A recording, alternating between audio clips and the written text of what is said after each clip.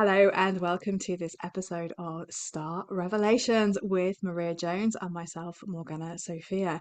We are delighted to be joined by a very, very special guest, a guest by request, in fact. Delighted to welcome Dr. Elsa Field, the creatrix of the Myrtle Grove Mystery School. She's a researcher, recording artist, and priestess of sacred sound. She is a lifelong singer and musician who's always felt the call of the divine feminine. Not only that, she's a classically trained vocalist and recording artist, and she has been developing her sacred practices as a devotional singer for over the last 10 years. She has birthed a unique connection to sacred sound and currently serves women globally to connect with the divine feminine through sound and song. She weaves her story, sound healing, and and sound science, being the creatrix of a transformational group and one-to-one programs that empower you to unlock your own devotional advice, voice, and service as a priestess of sacred sound. Her work is deeply rooted in the connection to the land, and she is very, very blessed to live in Glastonbury. Elsa, welcome to the podcast. Thank you so much for having me. So wonderful to be here. It's an absolute pleasure. And I'm going to hand over to Maria, who has just got some of the most awesome questions to begin our conversation today. Thank you for being here, Elsa. And we thought, what better guest for Gemini season? The sun has just entered Gemini as we're gathering for this podcast, and we are anticipating the arrival of Urania or Uranus into Gemini very soon. So Gemini is a very important frequency that we'll all be working with collectively for the next 7 years. And Gemini, in the way that we work with her in the goddess astrology realm, is very much connected to sound, to tone, to voice, to the deep hermetic mysteries. We could do a whole discussion around Gemini and Mercury. But we really wanted to focus today on the importance of sound in the Aquarian Aeon. And one of the things that I thought would be really interesting for us to start off with was to just maybe hear a little bit about the lineage of the ancient priestesses and how they worked with sound, and how that informs your work in the now, Elsa, because I know you're doing amazing work helping so many women find their voices. Thank you, Maria. So this study of this ancient lineage of the sound priestess really fascinates me. And I can't exactly remember the moment that I first heard about it or saw it. I was probably in a museum or a gallery somewhere, and I saw one of these instruments. I'll just grab it. One of these instruments, which is called the sistrum. I'll just play it really gently. And this instrument really is one of the archetypal instruments of the sound priestess lineage. And I remember just being so fascinated by this striking instrument. It has the body of the goddess on it, and then these metal jingles that create the sound. And this was a ubiquitous instrument throughout the ancient temples of the Mediterranean world. They used it in Egypt, they used it in ancient Greece and ancient Rome. Even the ancient Etruscans used it. It's a really widespread instrument and came in different forms and different shapes and sizes. But the women that were playing this instrument held this role as the embodiment of the sound of the goddess on the earth. And we have this widespread evidence of them. Like if you go to many, many museums and galleries, you'll see one of these instruments in there that are really commonly found in archaeological sites, but most people don't know what it is and they've not heard of it. And so I really became fascinated by this idea that this lineage of the sound priestess really is this shared common heritage that we have in the Mediterranean world, and that it may even be really the oldest priestess lineage that we have in terms of a common theme that connects the work of those priestesses in the ancient world. And so we know that so many of the ancient temples were built with sound in mind, with acoustic properties in mind. We see this like really in Neolithic temples all the way through to the more modern day temple builders, and even in the later dynasties of ancient Egypt, acoustics and sound was a really big part of the building of these goddess temples. And so clearly this connection between sound and the goddess has really been there for a very, very long time. And so it has been so inspiring and empowering for me as a singer and as someone who is in devotion to the goddess and finds that connection to the goddess through my voice and through sound. It's been so inspiring for me to really feel and know that there is this ancient herstory that connects this modern day experience with something that women have been doing for thousands of years in sacred spaces, up until the point when patriarchal religion began to suppress and control the ways that we used our voices. So it's been such a liberating experience for me, and just one of continual fascination and study as I've been on this journey over the past 10 years. Thank you. I can really almost feel those ancient priestesses walking in as we're discussing that. And you used a really interesting phrase there, which was the sound of the goddess. And for me, it's so interesting to think of her as a sound, as a tone, as a code. It's almost like the sound of creation. So beautiful. Yeah, and I think this is where, for me, this idea that all women are channels of the goddess, that all people are channels of the goddess. This isn't really about gender. I personally mostly serve women in my trainings and teachings, but really that idea that we are all embodiments of the divine in human form. Sound is such an empowering tool for us to really know and feel that reality when we consciously work with sound as a sacred tool, as something that is not just about our own personal experience, perhaps, but really connecting with something greater than just us, that collective consciousness, that higher consciousness of all of life connecting as one, that I would call goddess, whatever term you want to use.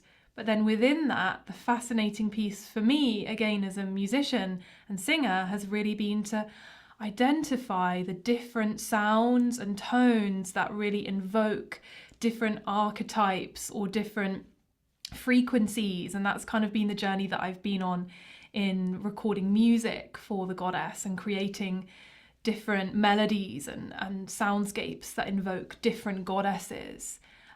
And within that, I think it's really important to emphasize that I'm not kind of claiming that like I am the one who can channel Mary Magdalene through my voice or anything like this, like I'm the only one or anything like this. The entire point of it is to illustrate that this is a collective understanding that we can all tune in and tap into.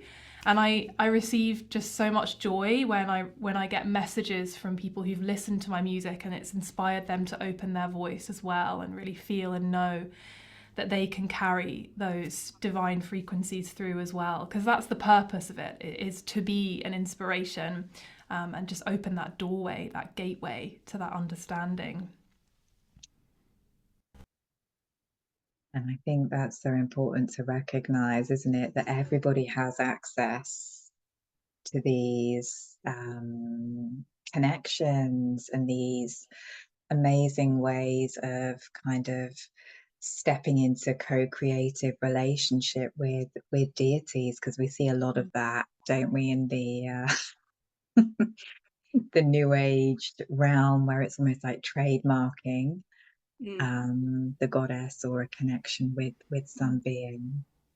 Totally. I think it's a really big source of debate at the moment. It feels like in the spiritual community, in the New Age community, this feeling of ownership over different elements of channeled wisdom, or yeah, it's a big topic and field, and I think a field of discussion. And I think relevant when we're thinking about this age of Gemini and working with sound and tone and our voices, and yeah, that idea that we're tapping into our unique voice, but that doesn't give us power over, or the power to say I am the only voice, or I am the voice of authority on this matter. And that, I mean, you just have to look at the number of different books that have been channeled on Mary Magdalene, for instance, and they all tell a completely different story of her life and her life with Jesus and the things that she did. There is no one accepted truth or of channeled wisdom. But it's such an exciting time that we get to be in, where we each get to step into that empowerment of that this is my truth, this is my voice. But it's important to do it in a way that doesn't deny others their truth and their voice. Yeah, I mean, I totally agree with that. And obviously, we're in Gemini season, and Gemini is the multifaceted kind of nature of truth. And that, for me, has actually been a theme of this week coming up, that we're all standing in our own truth. And my truth might not be your truth, but they're absolutely equally valid. And what gets me is when someone, for example, decides to stamp their authority or their trademark on something, it's still the reflection of the behavior that we've had through that kind of patriarchal society, because music was taken from the temples into the monasteries, into the massive cathedrals. And when you were speaking, I was just thinking of St. Paul's Cathedral, of the acoustics in there, and how that's been taken through to worship a male god. You know, nothing wrong with that. But how, when you are worshipping that god through sound, it's all very kind of unilateral. There's always kind of, it's the god. Whereas when you have aspects of goddess, you can really be creative and bring through their own voices, rather than just this is the way it's going to be. So I think it's really important that we accept all these truths and make sure that actually we're making it accessible to everybody, rather than just, I am the sole voice, because that in itself is almost where we've come from as well. Totally. I think if we follow the model that you just described, then we would end up in a very similar situation to what we've been in for the past 2000 years, where there's one or two priests or priestesses who are that intermediary, seen as the intermediary between the worlds of the human and spirit, or human and divine, and everyone else just gets to watch them. And I mean, I see it even in ceremonies that happen in some New Age communities these days. It's like everyone stands around and looks at the couple of priestesses that are doing the thing. And that, to me, is not it. We can do so much better than that. We can expand so much beyond that model into a collective celebration, a collective connection. And the best way to do that I know of is through sound, through bringing our voices together, through each activating this divine portal that we have in our bodies of our vocal cords, and really understanding that that's welcome to ceremony and to sacred space, and that it's actually what's needed to really raise that collective vibration and bring us together as communities in celebration of the goddess. Absolutely. I think that's the Aquarian energy, right? And this is Uranus or Urania going into Gemini, because it is about that co-creation. We often say in the silver spiral that this Aquarian energy is recognizing that we are all one thread in the great web, in the great weave. But as you're speaking, I'm also getting this real kind of more Gemini influenced image of everybody has this unique soul note, which, creates kind of an orchestra, a beautiful orchestra of co-creation. That's a beautiful image, Maria. And it does make me think of the way that they used sound in the ancient temples, and that there were these collectives of temple singers and temple musicians who each held their own soul note. They each would have had their own unique voices, but they were bringing them together in ceremonies of celebration of the mother goddess. And it's an interesting thing to try and kind of replicate or recreate that in modern musical form, like in the kind of studio recordings that I've done in the past, where I literally have to tune in and feel like, would they have been singing in harmony? Would they have been singing in unison? And then my experiences of leading retreats and groups where women come together and bring their voices together through that channeled sound kind of space, and just opening, I call it a sonic temple. It's like opening that space for our voices to come together in whatever ways the sound wants to weave. And you can feel the palpable presence of that greater consciousness, that goddess energy. It really does come in and completely shift the atmosphere and the energy of the space. And there's kind of always a moment when it shifts, I find, in those temple spaces, where we drop into a deeper frequency, where each one is bringing their own unique voice, but there's a kind of collective resonance that we can tune into, a collective pulse that's maybe aligned with whichever goddess or energy we're calling in that moment. So those are really some of my most special and treasured moments, is holding those in-person spaces for us to, as you say, like really bring our soul note forward.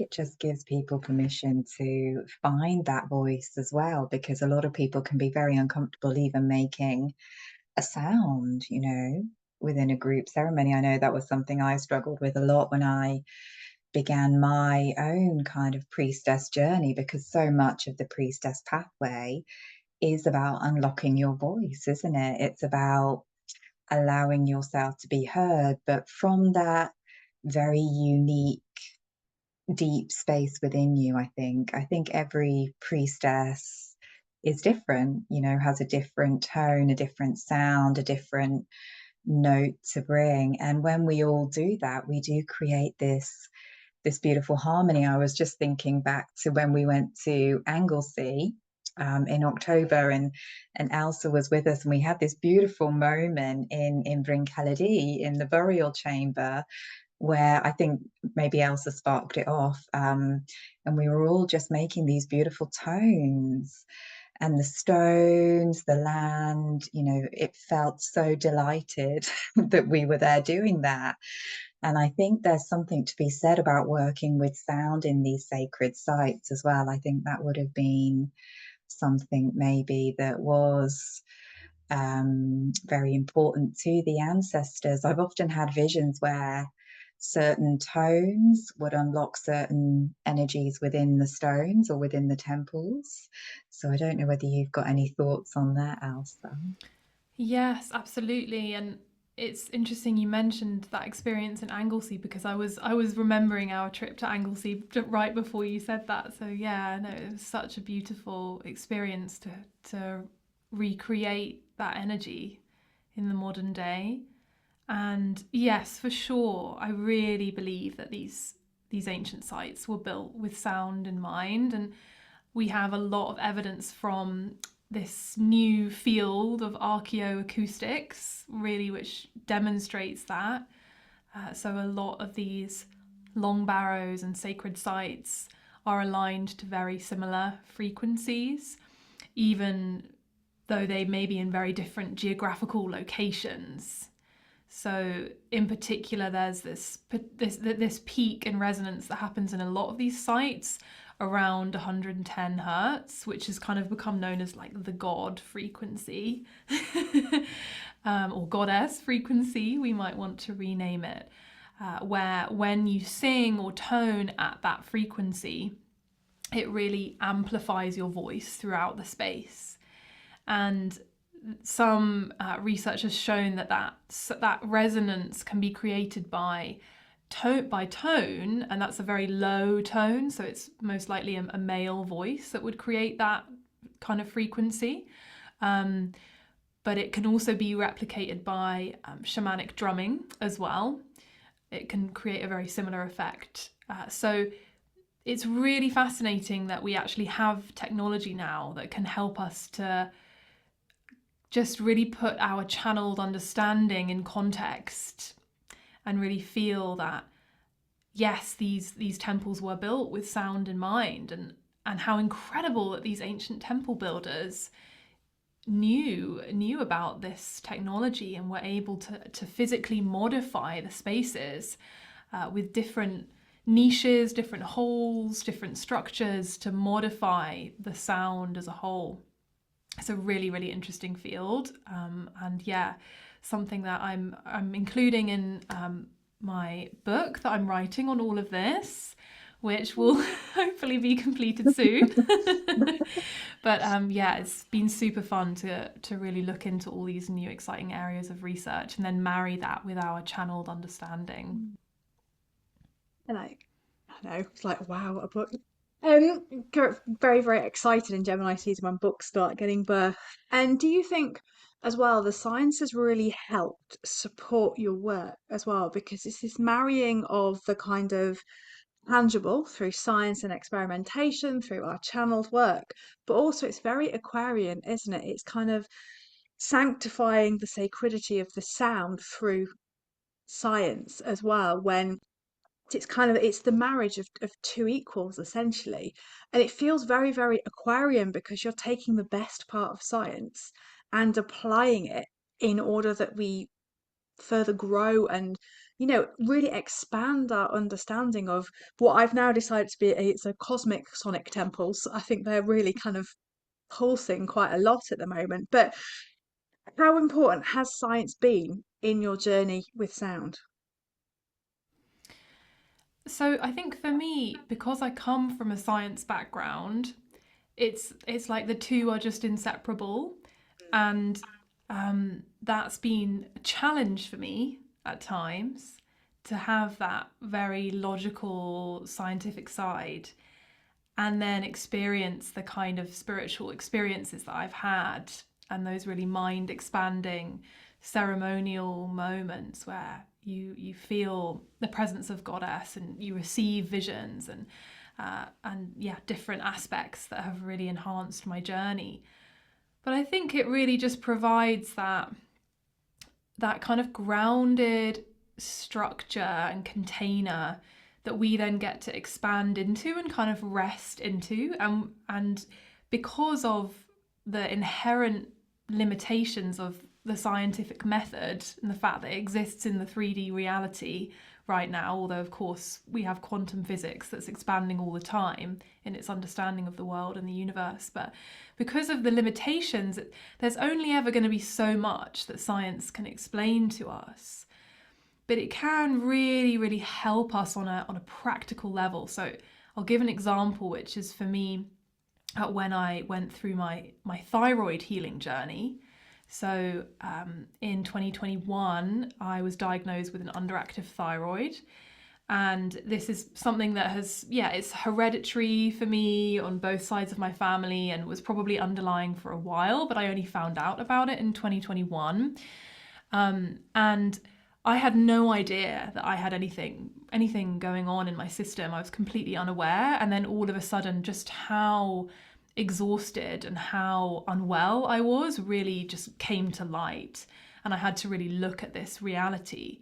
And I think if I hadn't had the kind of scientific knowledge that was given to me, so the blood test results, going and having my thyroid scanned and being able to physically see it and see the problems that were there, if I hadn't had that, it would have been much harder for me to then bring in the spiritual healing concepts and understanding that I wanted to bring to actually heal the condition, which I managed to do naturally. And so that was my journey, was really like the marrying of those two sides of me, because I needed to be able to know in my logical mind, okay, there's this problem that's arisen, this dis-ease that's arisen, this is where it is, this is how I can focus on it.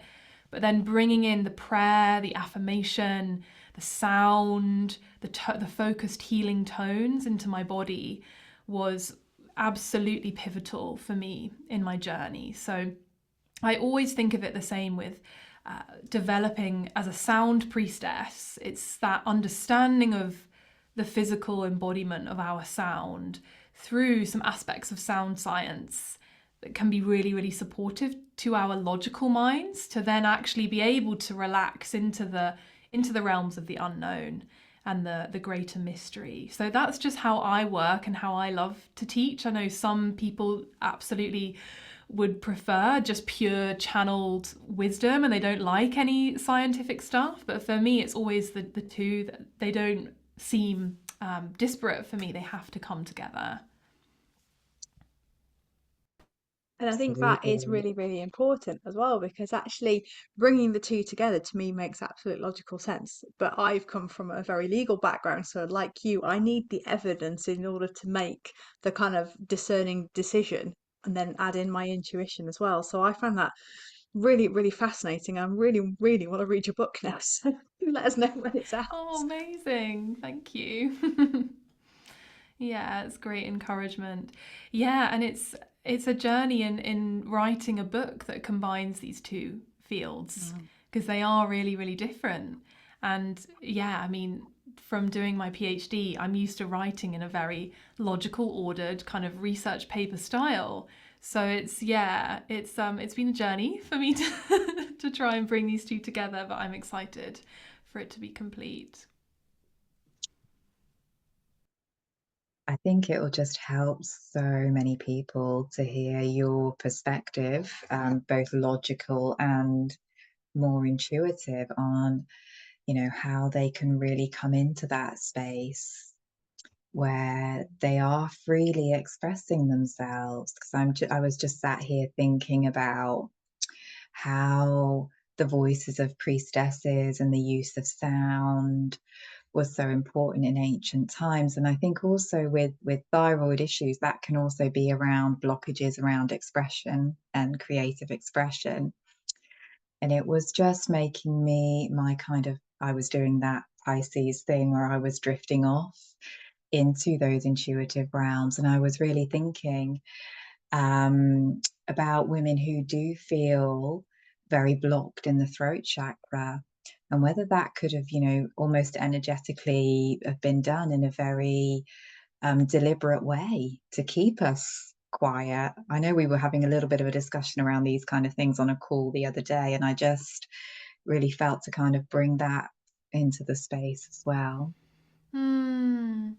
Yeah, it's a slow but gradual and yeah, most likely systematic silencing that has happened over these past 2 to 2,500 years, I guess, this age of Pisces that we've been in, right? It's really that's my understanding is that's the length of time that this wave of feminine silencing and the rise of a patriarchal hierarchy, which doesn't serve any gender for sure. It doesn't serve men or women, that kind of patriarchal hierarchy. It represses the expression of men as well.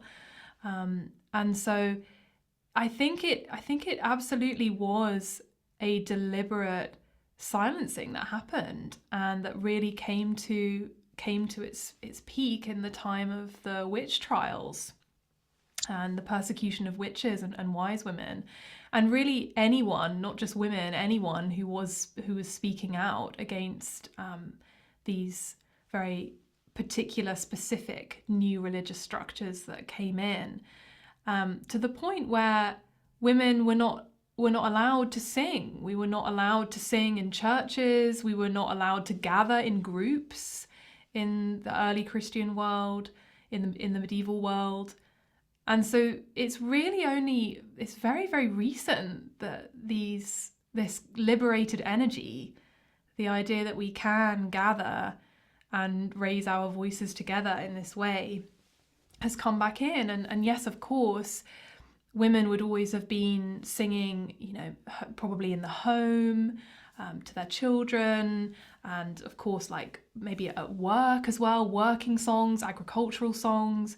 And it's one of the reasons why I actually love singing folk songs and traditional songs, because these are kind of remnants of different mystical elements that are carried through in these traditional songs, which are part of our collective heritage and culture here in Britain, that we can really connect with still. But yeah, I definitely think there's so much that we get to reclaim and liberate now here in the modern day from that time. But it's like, it's kind of fun, isn't it? Because it's kind of a detective game sometimes. It's like we're having to really look deeper for those remnants of the goddess that remained there, that were never lost. But yeah, we're just transmuted into different forms throughout our culture. Get to do it for our whole ancestral line as well now, don't we? We get to liberate all of those women that were silenced, that came before us, and we get to show the new generations how you can speak from that very empowered place, without, coming from that judgment, that hierarchical kind of more Sagittarian energy, which I'm very familiar with as my note. But what was coming to me as well, actually, as you were saying that, was just thinking we have a different kind of silencing that happens in this new technological kind of aeon, don't we? We have cancel culture. We have people in the UK being, taken to prison for writing tweets. So it's almost like that energy is trying to creep back in, which makes your work, I feel, even more important during these times. It's kind of holding that memory. It's holding that kind of astral legacy, isn't it, of those women who, were embodied as the voice of the goddess in the previous aeons. I think that there's been a fear of the creative power that women hold that has ultimately led to the suppression that has taken place.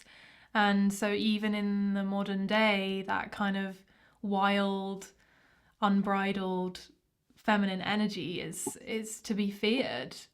And yeah, that idea that we're gonna get too big for our boots, or speak up too loudly, or really rock the boat.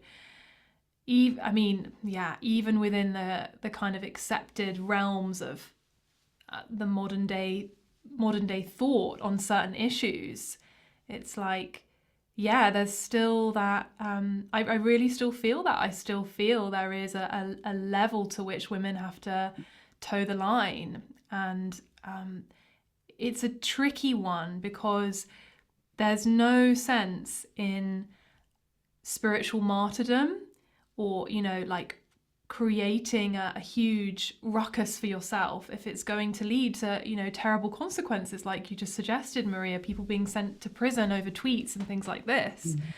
But it's so there's a sense that we do have to be careful, and there's a sense that an understanding of how we can have conscious debate and loving, compassionate debate about different issues. But I just wonder if there's also this level to which we have to really own and understand our truth for ourselves, rather than becoming internet warriors on different issues.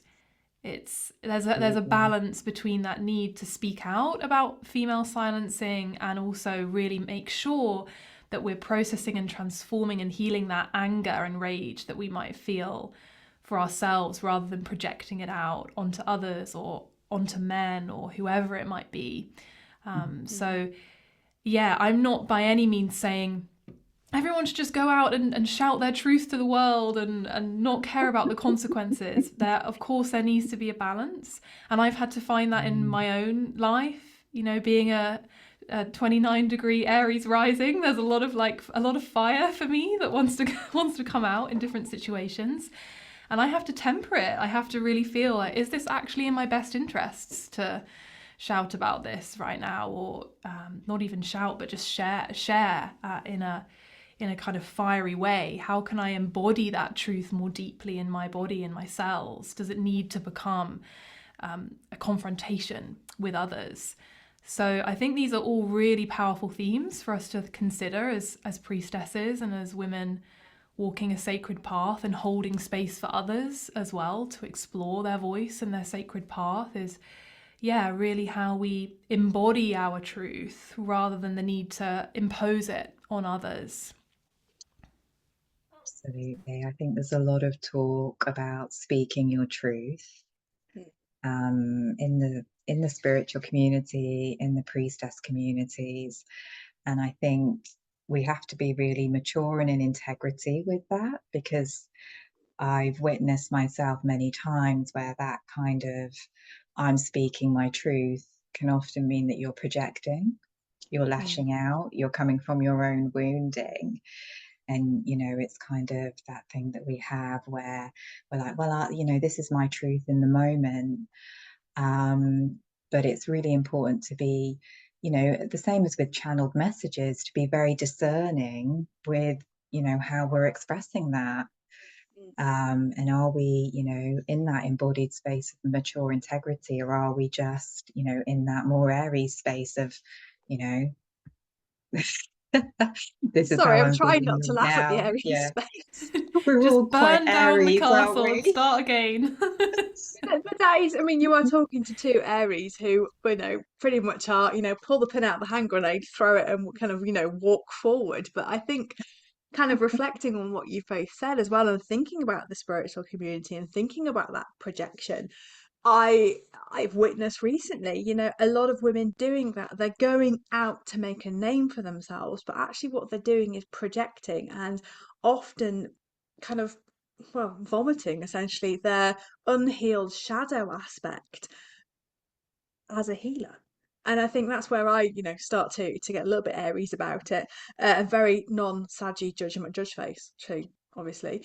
But it is about really thinking what is your truth. And I think that's, I guess, definitely for me has been my lesson as well, Elsa, is, what is my truth and how do I speak that with integrity and compassion without lighting the blue touch paper and doing what I have done spectacularly before in the boardroom and just sort of exploded. But I think for me, it's that following the path of Goddess. She gives you this kind of like fierce grace, this sort of patience, but this ferocity that when the moment is right, she gives you those words to speak. But it's not from anger, it's just absolutely from the heart. And I think that as a community, for us as priestesses, but actually in the wider spiritual community, the wider New Age, New Earth, whatever we're going to be badge we're wearing this week, is actually really about dealing with our shadow and our projections before we speak, and not just jumping on the bandwagon that is going to make us the cash or have us seen, and not necessarily for the right way.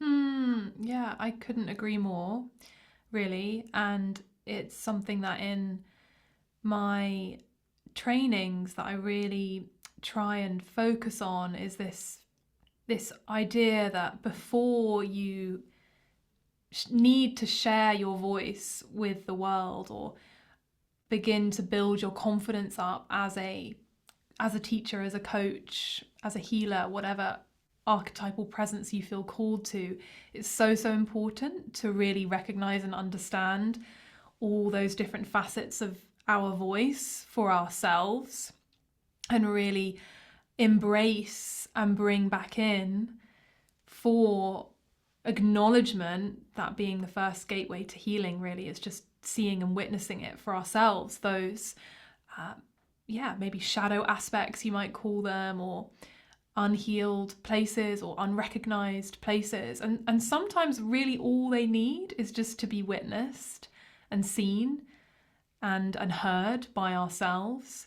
So for many women, for instance, this piece, in my experience of working with women on this, is the inner teenager or the inner child who was maybe told to be quiet, or that she couldn't sing, or that her voice wasn't welcome in some way.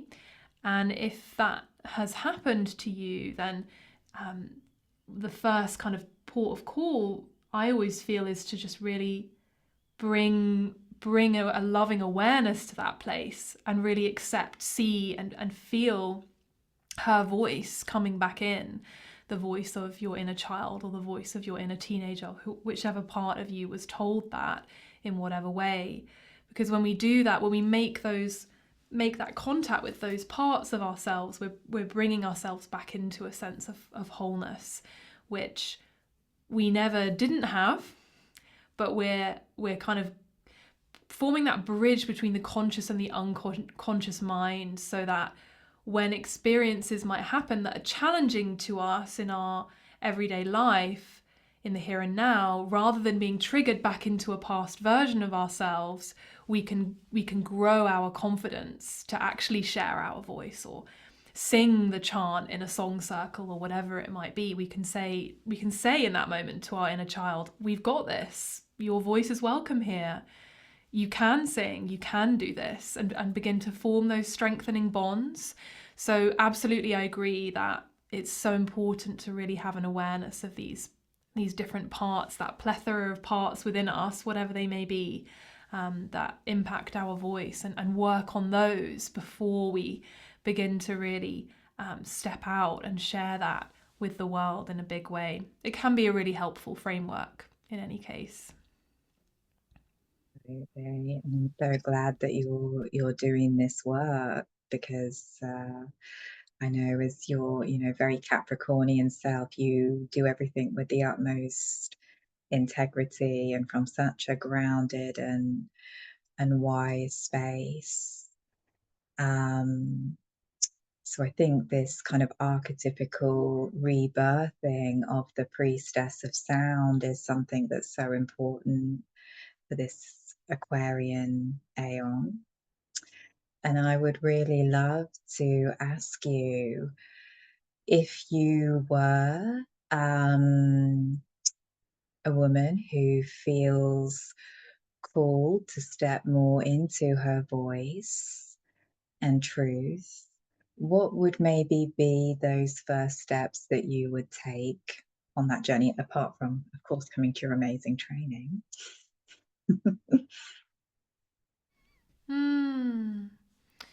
So I feel that the way that we can awaken our voices in this Aquarian age is really through reconnecting to the body. So it's coming out of the mind and back into the body. And for us as women, the most potent channel of creation that we have in our lives is the one that we have in our bodies already, connecting the sacral chakra, the womb space center, with the throat, the voice, our expressive center.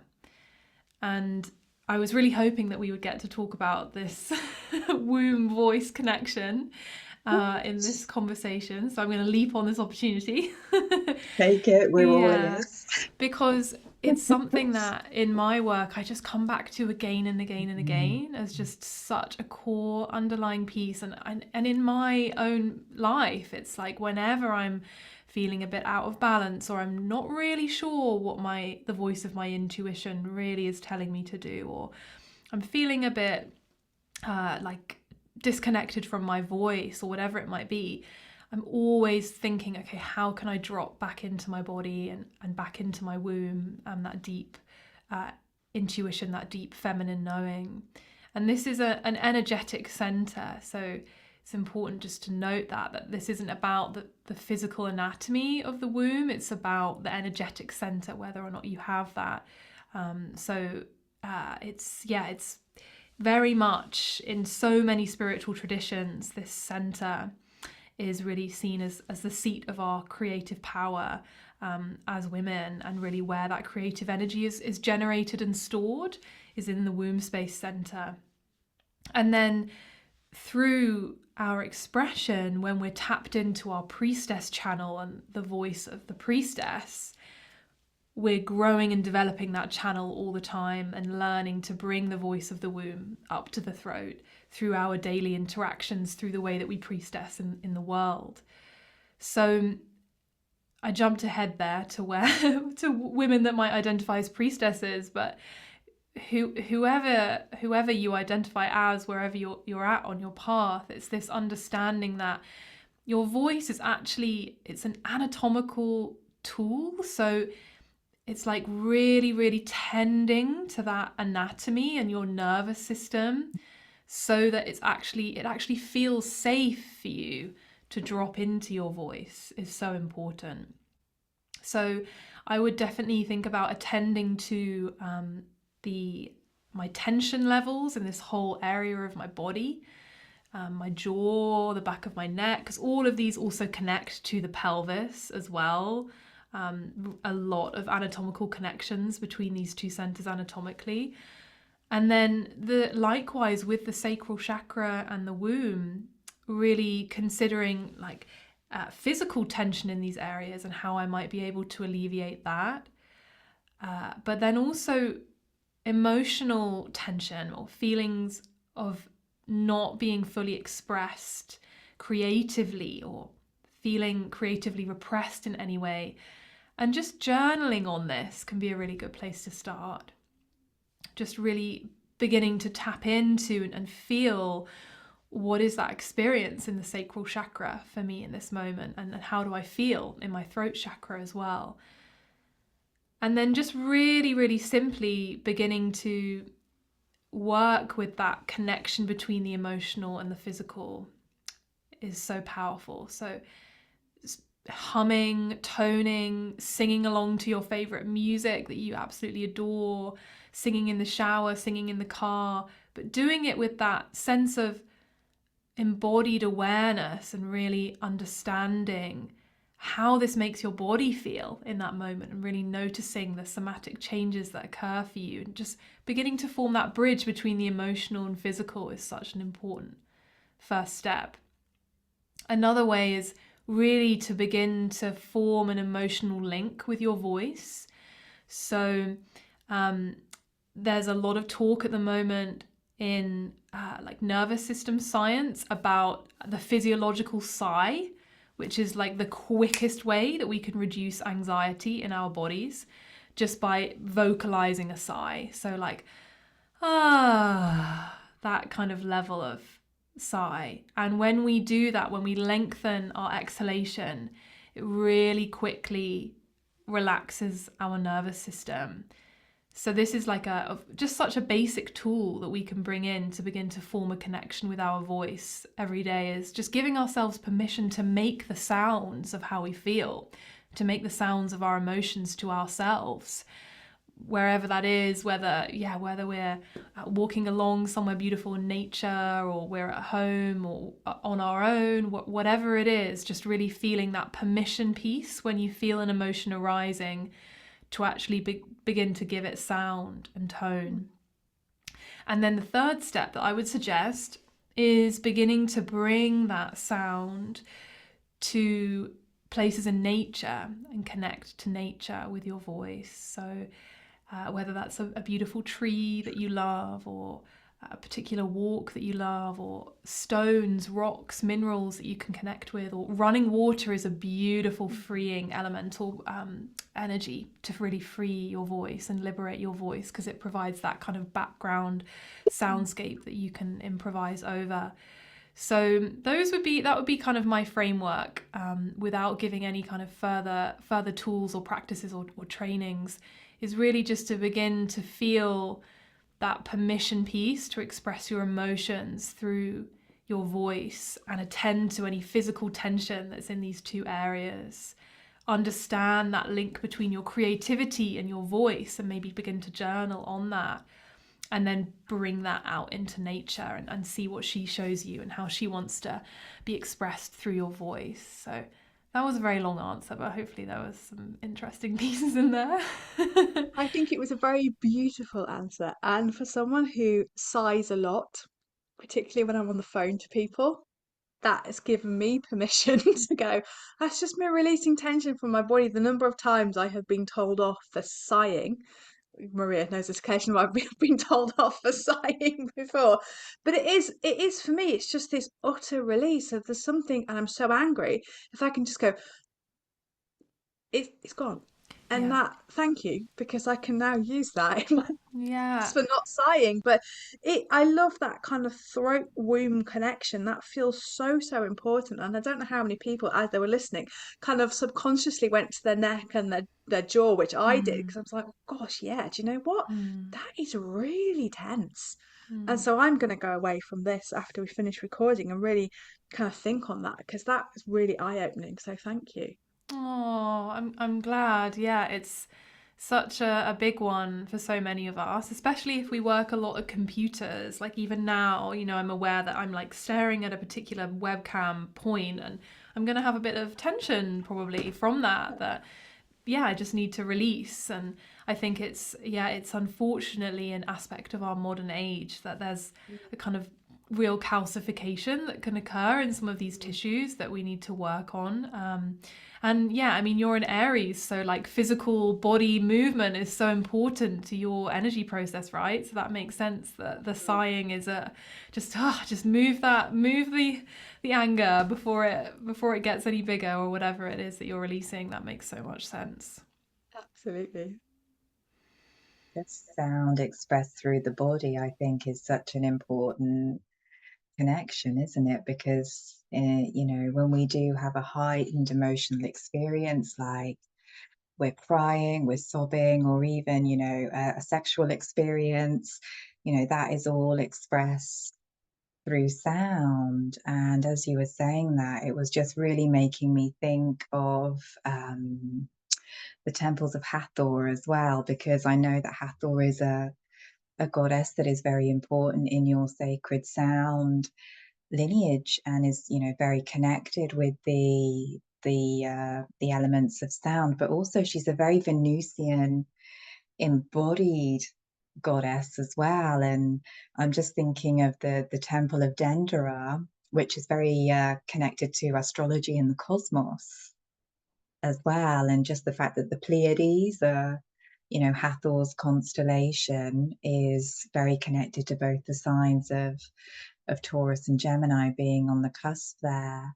And I'm just really feeling into that, how the ancient priestesses would have expressed that sound through their body and been very much in that kind of Venusian womb power as well. So Mm. it just feels like with what you were saying, it just feels like a transmission of connection all through the body. Yes, so beautiful. And I really feel this. It's that link between modern science and this ancient understanding and Mm. knowing that, as I just said earlier, there are a lot of anatomical connections between the womb and the voice, and that Mm. that understanding seems to be something that those ancient priestesses really had. The fact that Hathor, the goddess of music and sound, whose face is on this instrument, this was her sacred instrument, the sistrum, the fact that she's also goddess of fertility, she's goddess of the womb, she is the cosmic womb mother who births all of life, she's one of the most primordial goddesses that humanity has worked with throughout the aeons. I really, really believe that, because she's this very primal energy of creation. And so that really became associated with sound. That to me is no accident. The fact that through sound we are creating and birthing our own realities, and through the words that we speak, through the tones that we bring into being, that can all assist in that process of really anchoring our reality on earth. I really feel that those ancient priestesses had that understanding of the womb power of the goddess and of creation. And there are many, many ways in which the womb mysteries and the sound mysteries wove together in those ancient temples through the use of instruments like the sistrum. I really feel this instrument is literally meant to represent a womb space. So the area where the jingles are, because Hathor is her name Het-Teru means house of Horus, or like house of the god. So she's basically giving birth to all of life through her womb. And so when women would shake this instrument, they were really invoking that creative power of the goddess in her different aspects, in her light aspects and her dark aspects. Her aspects as Hathor, the nurturing mother, and her aspects as Sekhmet, the dark goddess, the lioness, the rageful one. So all these aspects of creation were really included and honored within that sound priestess lineage. And it's something that we can really awaken today as we reconnect that womb voice channel in our own bodies and really embody that on the priestess path. Such a powerful understanding and transmission, and just really feeling the presence of all of these Egyptian goddesses as well, who, were really deified during the age of Leo, which we are now coming into the kind of opposition point of with the Aquarian Aeon. So it's like all of these ancient mysteries are reviving, and each one of us, on the priestess pathway, we're kind of pulling one of those threads or holding one of those tones, right? Which is creating this beautiful weave. I think, everything is so connected, isn't it? The stars, the sounds, the stones, the womb, like you say, our ancient ancestors would go into these kind of dolmens, these womb spaces, and create those tones, and specific alignments happening in the cosmos as well. So it's all just this great cosmic tapestry that we are so really blessed during this time to be able to remember and reclaim.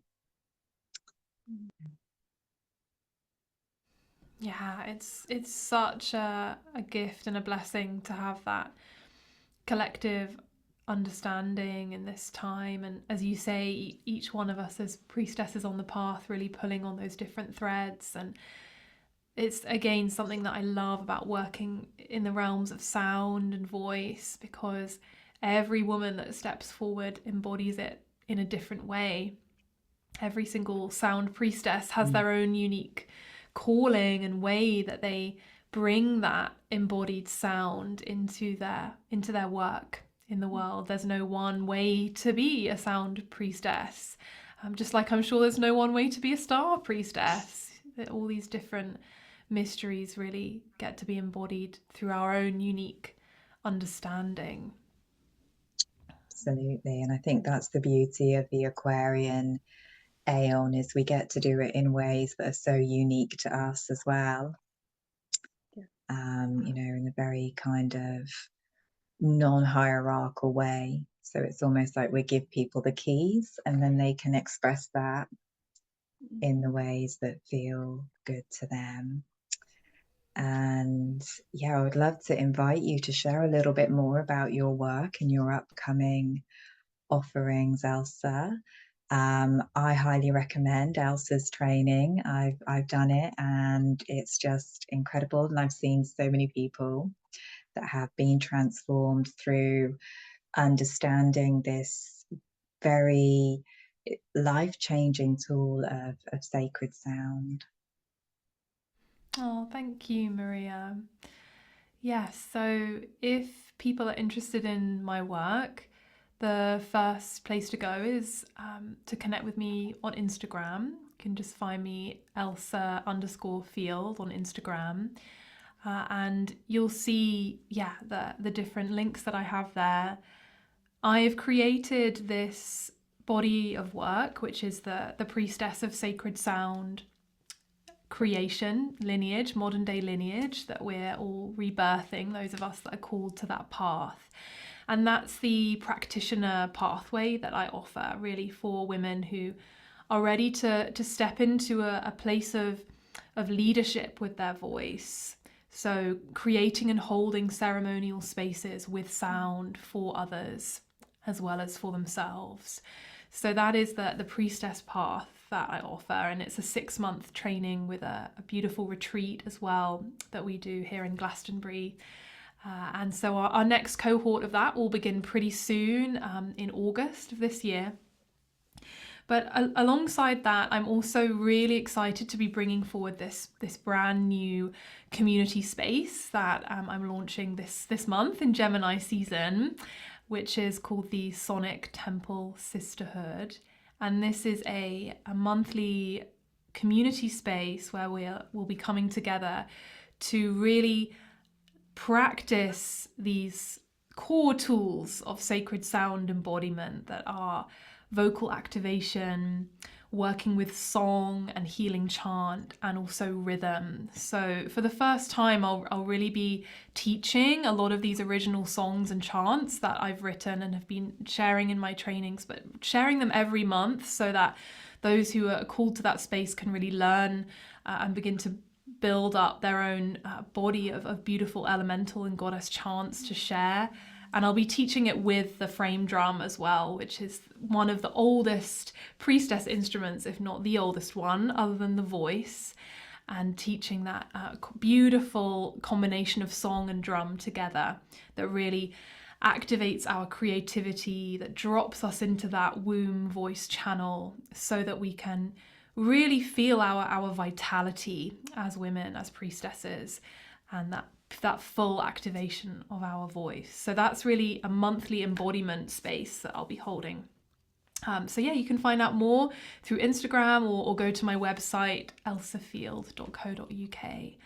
And yeah, just really welcome anyone who's heard this conversation and has a question for me as well, or just wants to share any feedback. I love connecting with anyone who feels called. Over any of the social platforms, feel free to reach out to me. Amazing. Oh, brilliant. It has been absolutely fantastic to have you on the podcast. And of course, we'll put all those links in the show notes as well. And, we'd love to hear your comments and have this conversation. Elsa, just from the bottom of both of our hearts, thank you so much. I feel like I have just been totally immersed in the Egyptian mystery schools and sounds, and like I was back in Dendera when I was 13. So thank you so much. So from Elsa, from Maria, from myself, Morgana Sophia, and from the Temple Cats, who have made a lot of appearances today, from Truffles, Twinkle, and Lilith, thank you so much. And we really look forward to speaking to you on our next podcast. With lots and lots of love. Take care.